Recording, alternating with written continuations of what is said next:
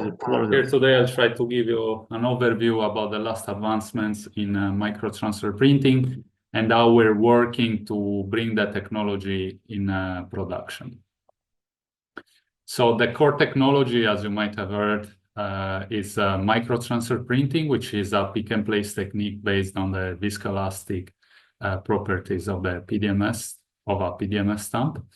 Our business model is licensing of the technology. So we sell the technology for you to create products with microtransfer printing inside. Aside of that, we provide a few services. Example, development of microtransfer printing solutions, which means how to make your components or substrates microtransfer printing compatible and how to develop the microtransfer printing process itself. We also provide microtransfer printing services. We have a few tools at our headquarters in Ireland, in Cork, Tyndall National Institute. So we have access to the clean room of the research institution. We also have a subsidiary in the Research Triangle Park at Micros in North Carolina, where we have another few tools and the development center for the tools, which is actually led by our sister company called X-Display, which is also focusing on the microtransfer printing for displays.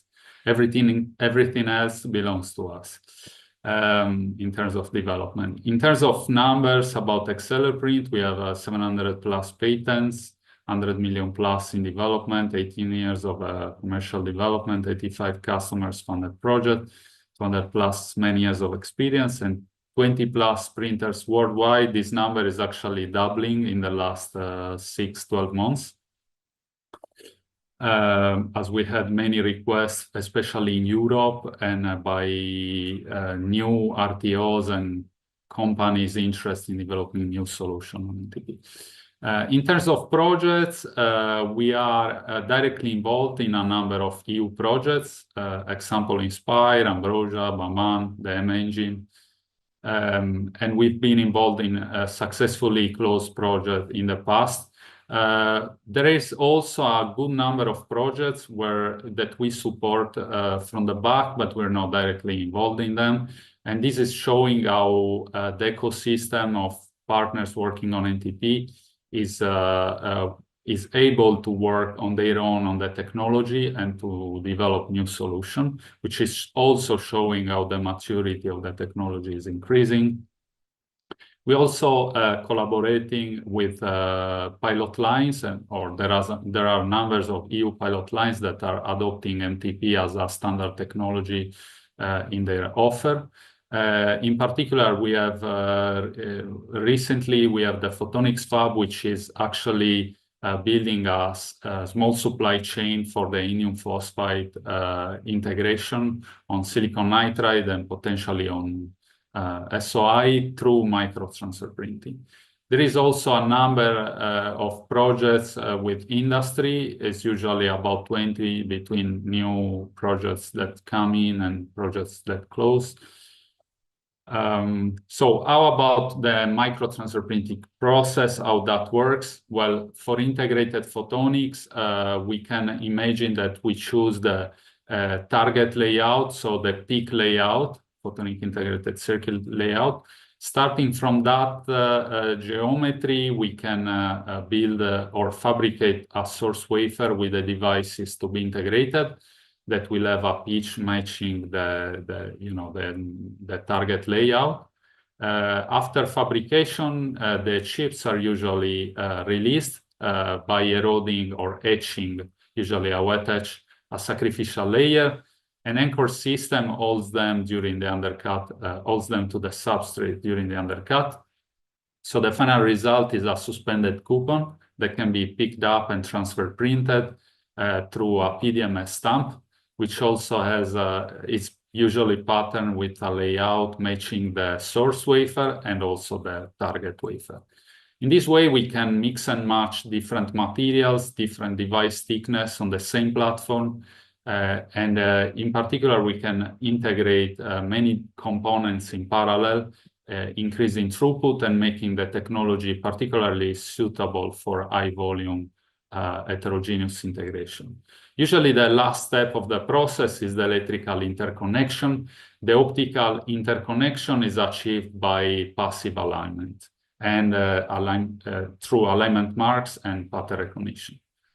So here I just wanted to give you a visual example of the technology. So here we have a source wafer where we pick up 2 coupons, part of a larger array, and through alignment marks position on the target and on the coupons, the pattern recognition elaborate the correct alignment, and then we go down with this transparent stamp made by PDMS, and we're able to release the coupons on the target. Pick up and release are basically dependent on the speed of the stamp. The speed that the stamp is peeled off the substrate. So basically at high speed, we're able to generate strong adhesion to the coupon and pick them up. And by peeling off slowly the stamp, we're able to release them in the target substrate. So why using microtransfer printing for integrated photonics? What the main features and benefits? In particular, for the starting wafer, we can accommodate, usually it's a 3-5, so pretty expensive material. We can accommodate a highly dense array of components, so we can increase the source wafer exploitation. We can also fabricate the devices completely before transfer, which allows non-good die. But it's also possible to integrate coupons of material and then post-process them on the target wafer. In terms of transfer, as I said, the technology allows parallel integration of many devices, and we can also mix and match different materials and stack, giving the technology high throughput and flexibility. In terms of printing, we work with passive alignment. We can reach below 0.5 micron. We're already working on a strategy to reach 0.1 micron alignment, so 100 nanometer. We already demonstrate that for a single post and small arrays, but still it's R&D level. This technology is not used in production yet. So in terms of microtransfer printing integration of photonic device over substrate, we did that again for operational devices or just material, single post or as arrays. The type of substrate where we integrated these 3-5 or other components are silicon dioxide, glass, gallium arsenide, indium phosphide. Also SOI, silicon nitride on insulator as well, thin film lithium niobate.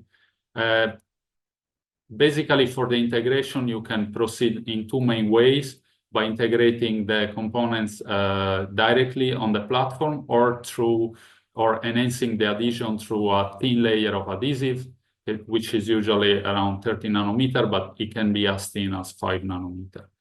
The light coupling scheme that we can reach with this technology is edge coupling, evanescent coupling, and grating coupling. The interesting thing is that we have these small devices that can very thin because we only transfer the epi, and we can basically integrate them on chip with this light coupling scheme. So you can have an edge couple laser on chip.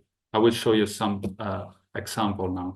So here we have a laser indium phosphide integrated in a recess, boot coupled to a polymer waveguide, and then evanescent transfer the light to an SOI. Here you can see the laser lighten up and the light coming out of the SOI waveguide at the other end. We also show that we can integrate in electronic integrated circuits, photodiodes, pixels.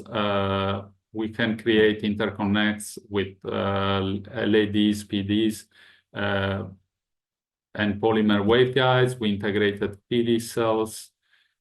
Some more recent nice results from the Lumos project. We had some edge couple different components like PDs or modulators, amplifiers, etc.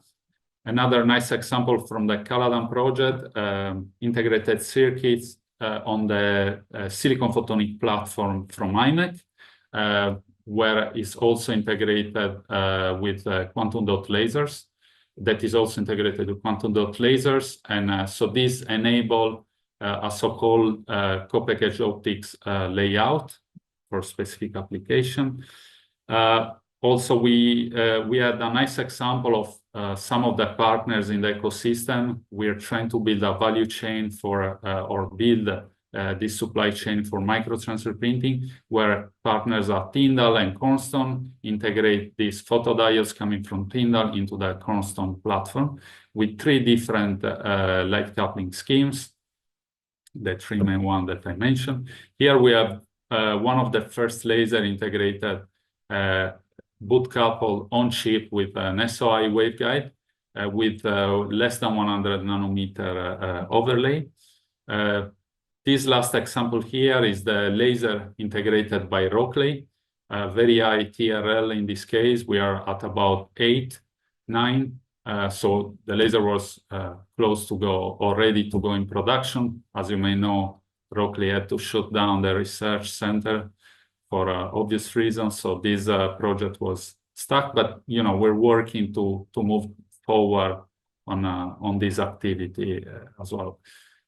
Some last result in the last 2-3 months, IMEC shown, or the Photonics Research Group actually shown a nice approach to integrate the same SOA 3.5 over different photonic platform, in particular silicon nitride and lithium niobate, by integrating the 3.5 over a silicon photonic interface. So with a double integration, heterogeneous integration of silicon photonic interface and 3.5, you can basically integrate the same 3.5 over different platform and get the same functionality or similar functionality. Another nice example is the come from the collaboration between Tyndall and Intel. So they integrate an O-band EBR laser on silicon photonics. So they basically integrate a coupon of material and then post-process them after printing, similar to other work made by Intel. So the results is very promising and is moving forward. It's been published recently. Another nice example is the EAM, evanescent EAM shown by Tyndall more recently as well.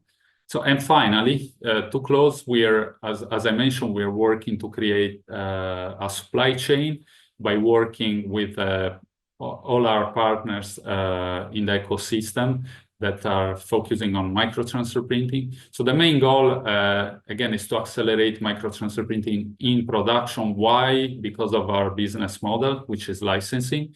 We will get more revenue as more devices or products will include the microtransfer printing in production. So the supply chain was built, again, by leveraging on partners already working on NTP, but it's not excluding companies that are interested into adding MTP to their portfolio.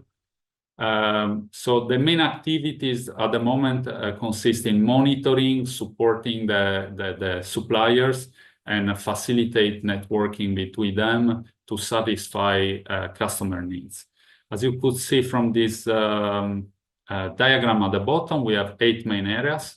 At the moment, we include about 50 active suppliers, but we classified about 150 in total. So the main areas are components, substrate, MTP printing sites. For example, XFAB is going to be the site to scale up the volume once we will have enough volume for integrated photonics.